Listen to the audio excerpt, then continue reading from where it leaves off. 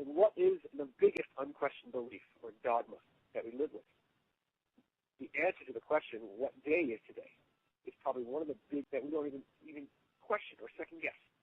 You know, what day is today? Today is February 12th, 2011. It's Saturday. Okay, so it says on the calendar. But what is that based on? Okay, so we just, and I, you know, it's not about unraveling our organization of society or anything, but the idea is that what day it is, we just take it for granted. We don't even question what that means. What is the significance to this day?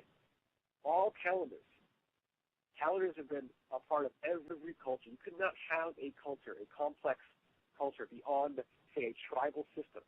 Once you get above the tribal system into a culture, where there are, you know, the idea of the mass populace is within your consciousness, you have to have a calendar.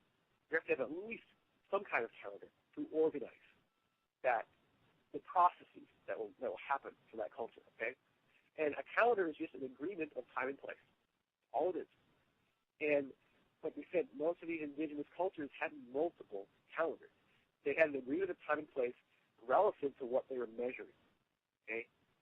Just keep that in mind. We'll get back to that. Consciousness is, the definition of that is the awareness of being aware. When you are aware that you were being aware of something, that is when you're conscious of it, okay? It's one of those bizarre things like, who am I? If I'm observing myself having a thought, then who am I? Where am I? You know, that never, you know, impossible to answer kind of question. So that is conscious awareness, okay? So keep that in mind. Now, note that what we pay attention to, what we focus our attention on, is what we become conscious of, okay? And we have a choice of what to pay attention to.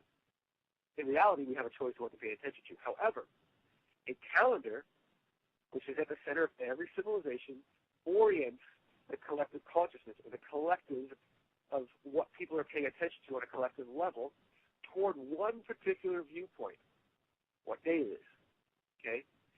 So there is an agreement, a collective, you know, where our viewpoint is supposed to be sacred, okay?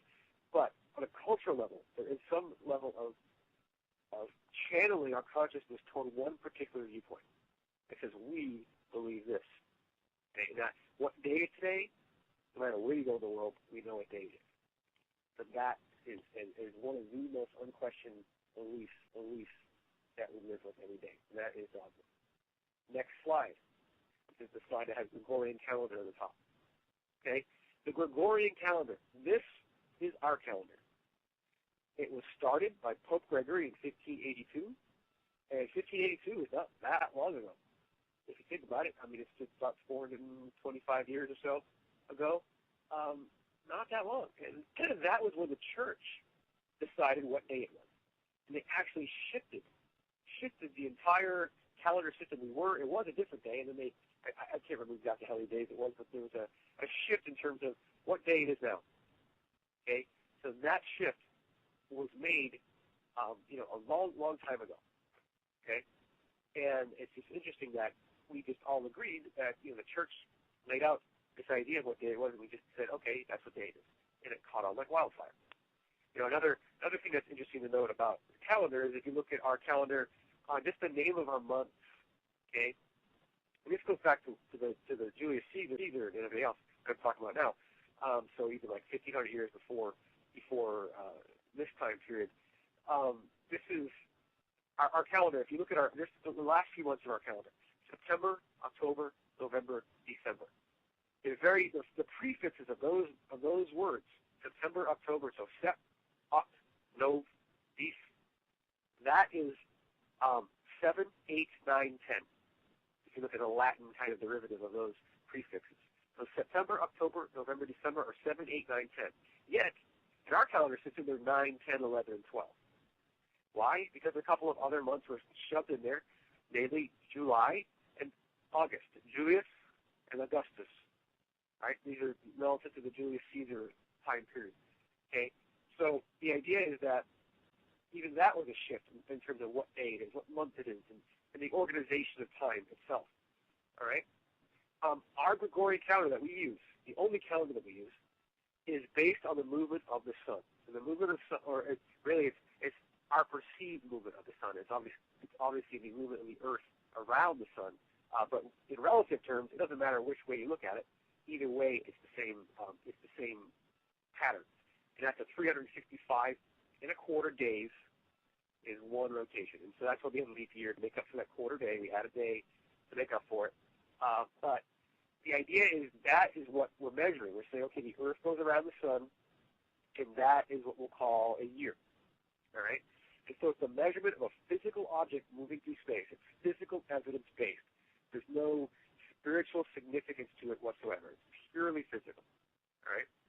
And note that the only purpose, the only function, the only thing that this calendar is trying to funnel our collective consciousness towards is commerce. That is what it's set up for. And it is a perfectly useful calendar for commerce. Okay? It's about tracking when to pay taxes, when to plant and harvest crops. Very, very important things for culture to do. Not saying that the calendar is useless. It's very useful. And these indigenous calendars, while they were resistant to the Gregorian calendar, they already had a calendar similar to the Gregorian calendar for the purpose of tracking what? Taxes, agriculture, etc. Okay? So cultures like the Mayans, not just the Mayans, but cultures just like the Mayans as well, they all had these Gregorian-like calendars that tracked the movement of the sun around the Earth because it was an important tracking device for those purposes. But they just had other calendars as well. And those other calendars are tracking more than commerce. So because the calendars are kind of channeling our consciousness as far as what our viewpoint is and what we're paying attention to, if you only have one calendar and that one calendar is focused on commerce, what is the only thing that matters? Commerce. What is the only thing you care about? What holiday is coming up next? When can I, when can I take my vacation?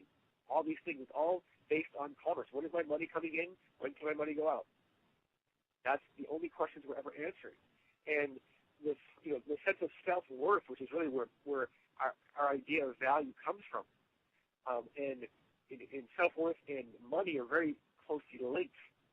Okay, in that the more we feel like we're worth, that's people that feel like they're worth more tend to make more money, and that's because they make decisions that say I deserve more.